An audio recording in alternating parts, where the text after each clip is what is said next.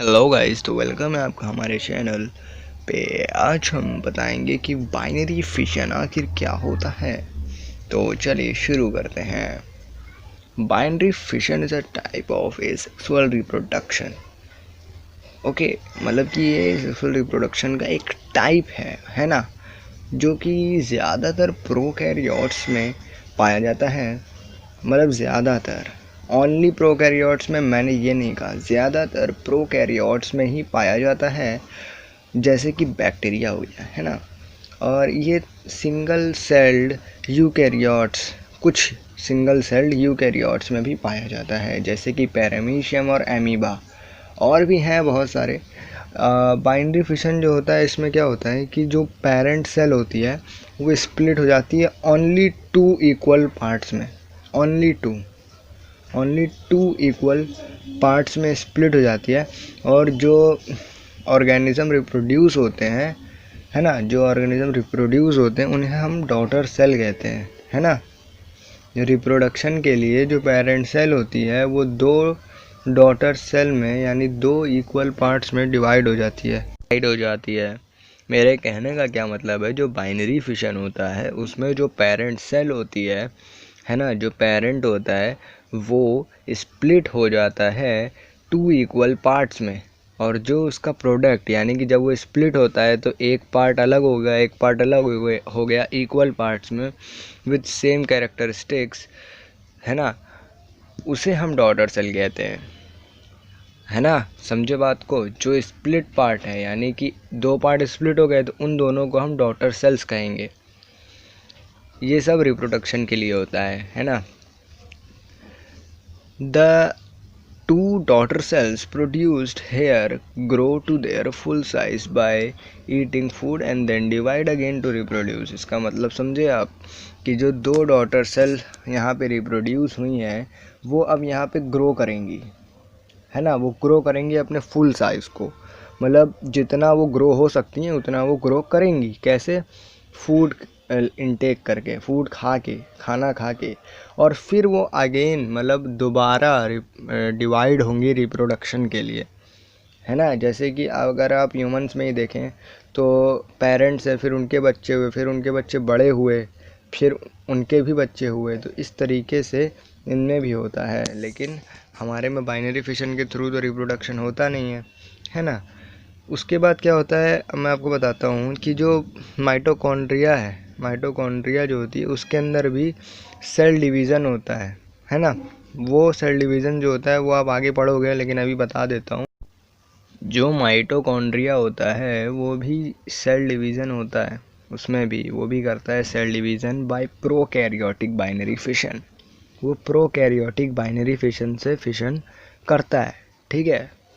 और माइटोकॉन्ड्रिया की तरह कई ऑर्गेनल्स होते हैं। ये चीज़ पे आप ध्यान मत दो, मैंने आपको बस ऐसे ही बता दिया। और देखो, जो बाइनरी फिशन होता है वो क्या होता है, वो फेवरेबल कंडीशंस में ही हो पाता है। मतलब the organism can afford binary fission only in favourable conditions. अब ये फेवरेबल कंडीशंस क्या होती हैं ये भी सुन लेते हैं। जब सेल के पास मैक्सिमम साइज और ग्रोथ हो, यानी कि वो पूरी तरह मैच्योर हो चुका हो। When the cell has reach to its maximum size and growth, मतलब कि वो जितना बड़ा हो सकता था उतना बड़ा हो गया, जितना बड़ा साइज़ उसका हो सकता था उतना बड़ा साइज़ हो गया फूड इनटेक करने से, तभी वो रिप्रोड्यूस कर पाएगा, वरना कोई बच्चा थोड़ी ना रिप्रोड्यूस कर पाएगा, है ना। और इन्वायरमेंटल कंडीशन फेवरेबल होना चाहिए, जैसे कि enough food, enough water, favourable conditions and more. Adequate amount of moisture, यानी कि ठीक ठाक अमाउंट ऑफ मॉइस्चर, जितना उसे रिक्वायर्ड है उतना ही मॉइस्चर होना चाहिए, है ना। अब इसका प्रोसेस कैसे होता है मैं थोड़ी सी आपको बताऊंगा, बट मैंने जितना बताया अगर आप उतना पेपर में लिख दोगे तो पूरे आपको नंबर मिलेंगे। तो अभी क्या करते हैं, अभी हम प्रोसेस देख लेते हैं कि मतलब ये प्रोसेस इतना इम्पोर्टेंट है नहीं वैसे, बट एक बार मैं आपको बता देता हूँ कि एक्चुअल में होता क्या है, ठीक है। तो चलो शुरू करते हैं। तो जो सेल है, ठीक है, जो सेल है, पेरेंट सेल जो है वो अपना वॉल्यूम इंक्रीज करने लगता है। वॉल्यूम इंक्रीज कैसे होता है? क्योंकि उसके अंदर का जो कंटेंट होता है, मतलब एक सेल के अंदर का जो सामान होता है वो उसे इंक्रीज करने लगता है ना।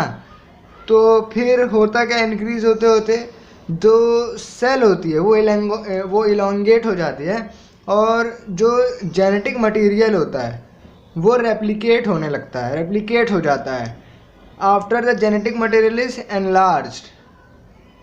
देखो होता क्या है, पहले वॉल्यूम बढ़ी, ठीक है, सेल इलोंगेट हुई और जेनेटिक मटेरियल रेप्लिकेट हुआ।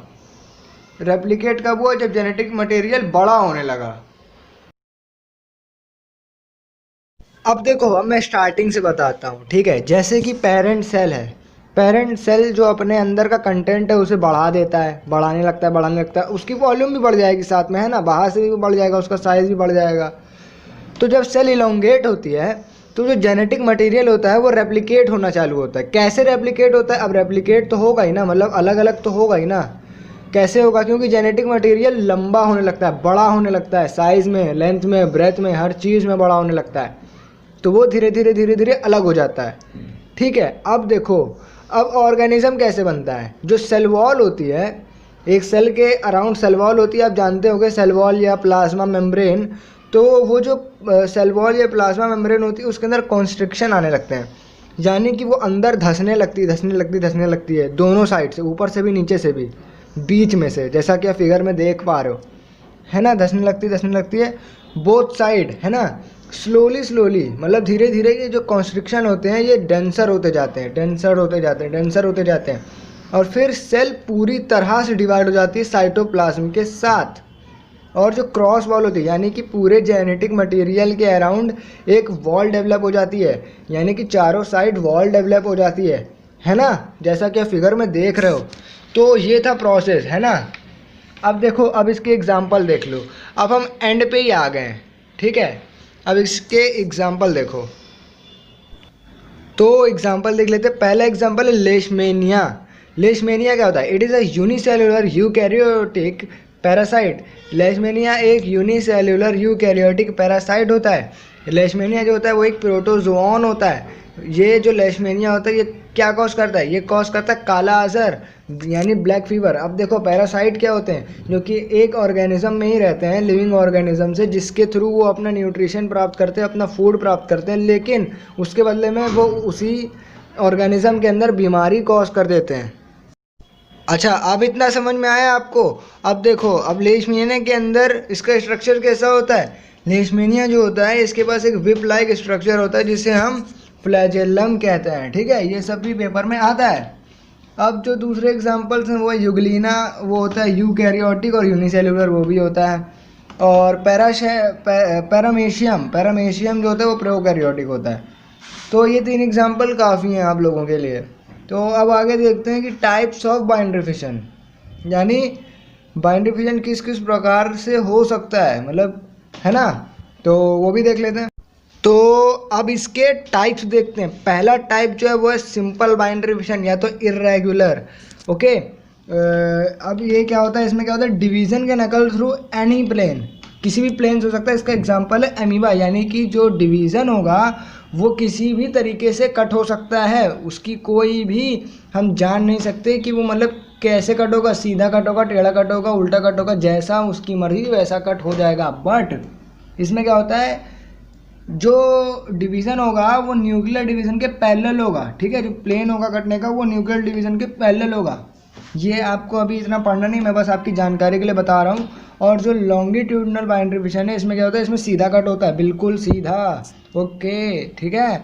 और इसके एग्जांपल क्या होते हैं? पहले मैं आपकी इसको डेफिनेशन क्लियर कर देता हूँ। The plane of fission passes along the longitudinal axis of organism, example euglena, leishmania etcetera, ठीक है।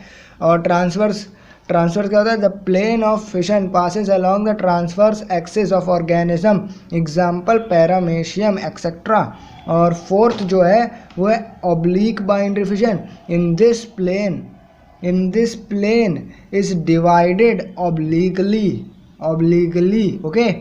फॉर एग्जांपल सेरेटियम, ठीक है, अब मैं आपको इन सब के जो है डायग्राम दिखा रहा हूँ आपके उस पे स्क्रीन पे। Binary fission and leishmania, binary fission and amoeba, ये सब जो है पेपर में बहुत आता है। तो यार अगर ये वीडियो पसंद आए तो प्लीज़ चैनल को सब्सक्राइब, लाइक और शेयर कर दीजिए। और तभी के लिए बाय बाय। आपको सभी लेक्चर्स इस यूट्यूब चैनल पे मिल जाएंगे, चाहे वो SST हो, चाहे वो हिंदी हो, चाहे वो इंग्लिश हो, चाहे वो साइंस हो, चाहे वो मैथ्स। ओके, तो चलिए तब तक के लिए बाय।